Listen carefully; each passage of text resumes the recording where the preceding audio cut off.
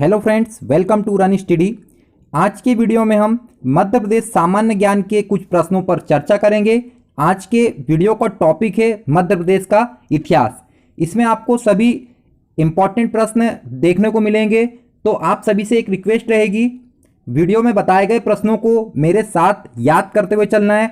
जो एक्स्ट्रा जानकारी मैं आपको वीडियो में प्रोवाइड करूँगा, आपको वह भी याद करते हुए चलना है। और बीच बीच में मैं आपसे कुछ प्रश्न करते रहूंगा, तो आपको उसका उत्तर कमेंट में देना है।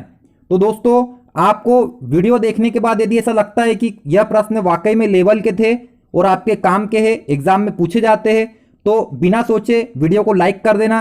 चैनल पर नए हो तो चैनल को सब्सक्राइब कर लेना। आइए वीडियो स्टार्ट करते हैं। पहला प्रश्न है, किस अभिलेख में सूर्य मंदिर निर्माण का उल्लेख है? तो इंपॉर्टेंट प्रश्न है, कौन सा अभिलेख है जिसमें सूर्य मंदिर निर्माण का उल्लेख किया गया है? तो इस अभिलेख का नाम है मंदसौर अभिलेख। इंपॉर्टेंट है, याद करना। मंदसौर अभिलेख में सूर्य मंदिर निर्माण का उल्लेख किया गया है। अब इसकी थोड़ी सी एक्स्ट्रा जानकारी देख लेते हैं। मंदसौर अभिलेख राजा यशोवर्मन से संबंधित है और राजा यशोवर्मन का अन्य नाम विष्णुवर्धन भी है। तो आपको ध्यान रखना है, जो मंदसौर अभिलेख है यह यशोवर्मन से संबंधित है और यशोवर्मन ने एक उपाधि धारण करी थी। उस उपाधि का नाम है राजधिराज परमेश्वर। इंपॉर्टेंट है, आपको याद रखना है। यशोवर्मन ने जो उपाधि धारण की थी उसका नाम है राजधिराज परमेश्वर। और यहां पर एक चीज आपको और ध्यान रखना है कि जो यशोवर्मन थे यह ओलिकर वंश के संबंधित थे। तो आपको यहां पर 3 से 4 चीज याद रखना है कि जो सूर्य मंदिर निर्माण का उल्लेख है यह मंदसौर अभिलेख में किया गया है। मंदसौर अभिलेख राजा यशोवर्मन से संबंधित है। इन्होंने उपाधि ली थी राजधिराज परमेश्वर की और यह ओलिकर वंश से संबंध रखते हैं। बढ़ते हैं नेक्स्ट प्रश्न की ओर। किस अभिलेख में राजा रामगुप्त को शरतकालीन सूर्य की भांति बताया गया है? अब ऐसा कौन सा अभिलेख है जिसमें राजा रामगुप्त, इनका अन्य नाम कुमारगुप्त भी था, आपको यह भी ध्यान रखना है। तो राजा रामगुप्त या कुमारगुप्त को ऐसे कौन से अभिलेख में शरतकालीन सूर्य के समान बताया गया है? तो शरतकालीन सूर्य के समान राजा रामगुप्त कुमारगुप्त को तुमेन अभिलेख में बताया गया। तो आपको ध्यान रखना है कि राजा रामगुप्त या कुमारगुप्त को शरतकालीन सूर्य की भांति तुमेन अभिलेख में बताया गया है। अब इसकी एक जानकारी आपको और याद करना है कि जो तुमेन अभिलेख है यह अशोकनगर जिले से संबंधित है। यह आपको अशोकनगर जिले में देखने को मिलेगा। तो किस अभिलेख में राजा रामगुप्त या कुमारगुप्त को शरतकालीन सूर्य की भांति बताया गया है? तो इसका उत्तर है तुमेन अभिलेख, जो कि अशोकनगर जिले में देखने को मिलेगा। नेक्स्ट प्रश्न है, मध्य प्रदेश के किस अभिलेख में गुप्त वंश को घटोत्कच वंश कहा गया है? तो मध्य प्रदेश का ऐसा कौन सा अभिलेख है जिसमें गुप्त वंश को घटोत्कच वंश कहा गया है? तो इस अभिलेख का नाम है सुपिया अभिलेख और सुपिया अभिलेख है रीवा जिले में। और यह कौन से राजा से संबंधित है? तो यह है स्कंदगुप्त से संबंधित। इंपॉर्टेंट है, आपको ध्यान रखना है, मध्य प्रदेश के किस अभिलेख में गुप्त वंश को घटोत्कच वंश कहा गया है?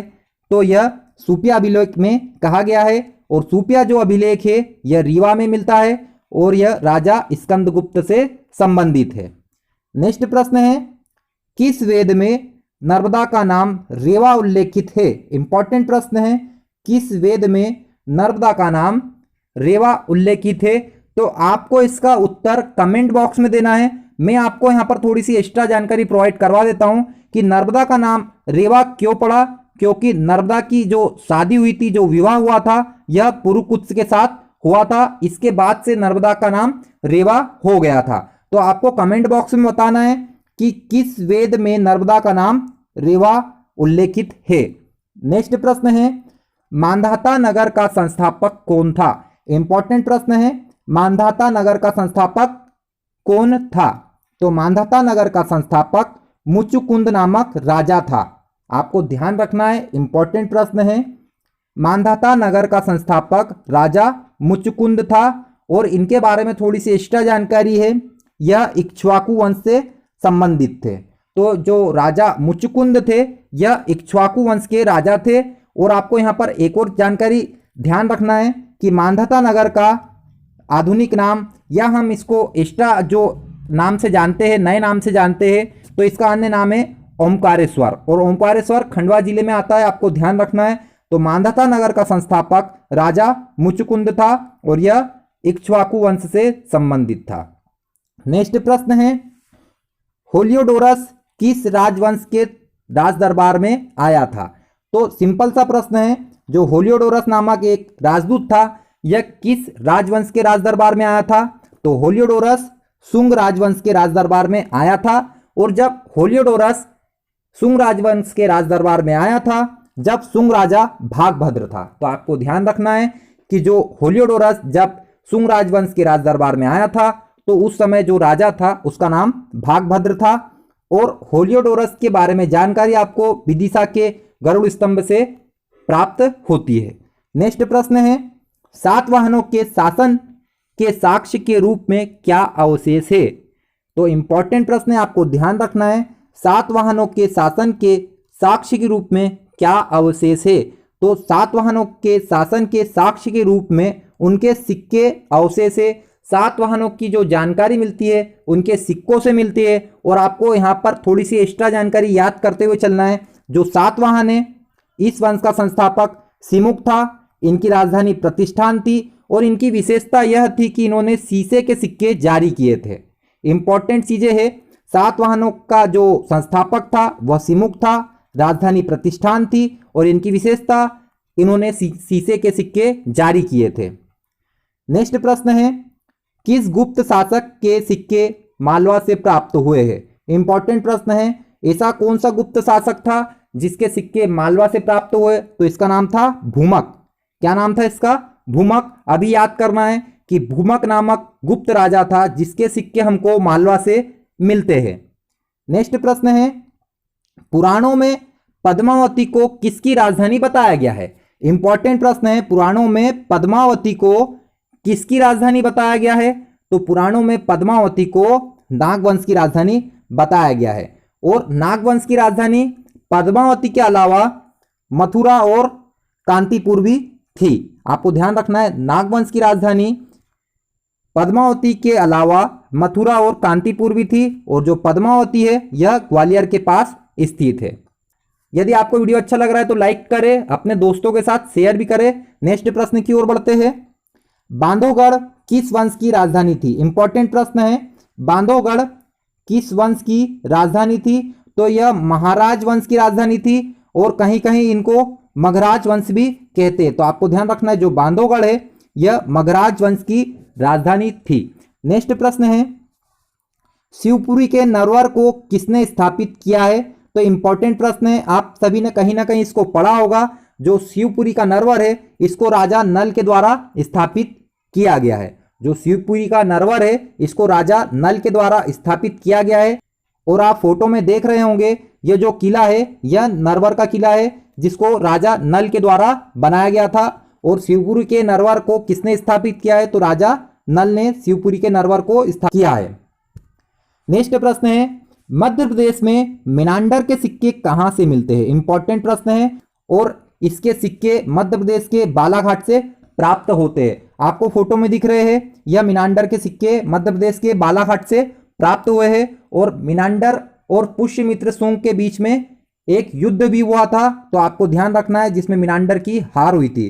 तो मिनांडर के सिक्के मध्य प्रदेश के बालाघाट से प्राप्त होते और आपने फोटो में इसको देखा होगा। नेक्स्ट प्रश्न की ओर बढ़ते हैं, धारा नगरी पर आक्रमण की जानकारी किस अभिलेख में मिलती है? इंपॉर्टेंट प्रश्न है, धारा नगरी पर आक्रमण की जानकारी किस अभिलेख में मिलती है? इंपॉर्टेंट है, अभी याद करना है, मंगाई अभिलेख में धारा नगरी पर आक्रमण की जानकारी हमको मिलती है। तो धारा नगरी पर आक्रमण की जानकारी मंगाई अभिलेख में मिलती है। नेक्स्ट प्रश्न है, किस वंश की राजधानी त्रिपुरी थी? तो आप सभी को पता होगा, जो त्रिपुरी है फिलहाल जबलपुर जिले में आता है, जबलपुर के पास स्थित है। और यह किस वंश की राजधानी थी? तो यह कलचुरी के चेदी वंश की राजधानी थी। आपको ध्यान रखना है कि त्रिपुरी कलचुरी के चेदी वंश की राजधानी थी और इस वंश का संस्थापक कोक्कल प्रथम था। आपको ध्यान रखना है, कलचुरी के चेदी वंश का संस्थापक कोक्कल प्रथम था और इनकी राजधानी त्रिपुरी थी। नेक्स्ट प्रश्न है, मालवा को प्रथम बार दिल्ली सल्तनत में किसने मिलाया था?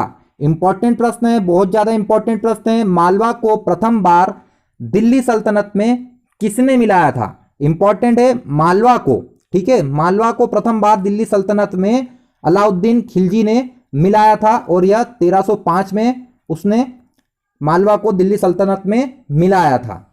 और आपको ध्यान रखना है अलाउद्दीन खिलजी एक ऐसा राजा था जो अपना खुद का नया धर्म चलाना चाहता था, लेकिन उलेमाओं ने उसका विरोध कर दिया। तो इंपॉर्टेंट प्रश्न एग्जाम में पूछा गया था, इसलिए मैंने आपको यहां पर बताया है। तो मालवा को दिल्ली सल्तनत में किसने मिलाया था? अलाउद्दीन खिलजी ने 1305 में। नेक्स्ट प्रश्न है, रानी दुर्गावती कहां की शासिका थी? आपको इसका उत्तर कमेंट बॉक्स में देना है। रानी दुर्गावती कहां की शासिका थी? नेक्स्ट है, होलकर राज्य की स्थापना किस वर्ष हुई? इंपॉर्टेंट प्रश्न है, होलकर राज्य की स्थापना किस वर्ष हुई? बहुत सी एग्जाम्स में यह रिपीट हुआ है। होलकर राज्य की स्थापना 1730 ईस्वी में हुई थी और इसकी स्थापना, होलकर राज्य की स्थापना राजा मल्हार राव होलकर जी ने की थी। आपको ध्यान रखना है राजा मल्हार राव होलकर जी ने की थी। फोटो में आप राजा मल्हार राव होलकर जी को देख पा रहे होंगे। तो आपको ध्यान रखना है होलकर राज्य की स्थापना 1730 में राजा मल्हार राव होलकर जी ने की थी। नेक्स्ट प्रश्न है, होलकर राज्य की राजधानी महेश्वर से इंदौर कब स्थानांतरित हुई? होलकर राज्य की राजधानी महेश्वर से इंदौर कब स्थानांतरित हुई? तो होलकर राज्य की राजधानी महेश्वर से इंदौर 1818 में स्थानांतरित हुई थी और आप फोटो में देख पा रहे होंगे यह इंदौर का राजवाड़ा पैलेस है। नेक्स्ट प्रश्न है, भारत में इंग्लैंड का कौन सा दूत जहांगीर के पीछे पीछे मांडू तक आ गया था? तो इंग्लैंड का जो टॉमस रो था यह जहांगीर के पीछे पीछे मांडू तक आ गया था, क्योंकि इसको परमिशन चाहिए थी भारत में व्यापार करने की। आप फोटो में जो व्यक्ति को देख रहे हैं यह टॉमस रो है, तो यह जहांगीर के पीछे पीछे मांडू तक आ गया था। नेक्स्ट प्रश्न है, सती प्रथा का उल्लेख किस अभिलेख में मिलता है? आपको कमेंट में बताना है। बड़ा सिंपल सा प्रश्न है, इसलिए मैं आपको नहीं बता रहा हूं, आपको कमेंट में बताना है सती प्रथा का उल्लेख किस अभिलेख में मिलता है। और यह जो अभिलेख में मिलता है बता देता हूं वह भानुगुप्त से संबंधित है। यह जिस भी अभिलेख में मिलता है वह भानुगुप्त से संबंधित है और यह जिस अभिलेख में मिलता है वह अभिलेख सागर जिले में स्थित है। तो आपको कमेंट करके इसका बताना है उत्तर, सती प्रथा का उल्लेख किस अभिलेख में मिलता है जो सागर जिले में स्थित है और राजा भानुगुप्त से संबंधित है। नेक्स्ट प्रश्न है, राजा मानसिंह तोमर कहां के राजा थे? इंपॉर्टेंट है, बड़ा सिंपल सा प्रश्न है। राजा मानसिंह तोमर ग्वालियर के राजा थे। आप फोटो में इनको देख रहे होंगे, जो व्यक्ति आपको दिख रहे हैं, जिनकी मूर्ति आपको दिख रही है, यह राजा मानसिंह तोमर है और इन्होंने ग्वालियर में गुजरी महल बनवाया था और यह इनकी रानी मृगनयनी के लिए बनाया था। नेक्स्ट प्रश्न है, चंदेल वंश के संस्थापक कौन थे? इंपॉर्टेंट प्रश्न है, कई बार मध्य प्रदेश की एग्जाम्स में पूछा गया है। तो चंदेल वंश के संस्थापक नन्नुक थे और इनकी राजधानी खजुराहो और महोबा थी। आपको ध्यान रखना है इनकी राजधानी खजुराहो और महोबा थी। और जो धंगदेव थे इनके एक प्रतापी राजा थे, बहुत ही फेमस राजा थे।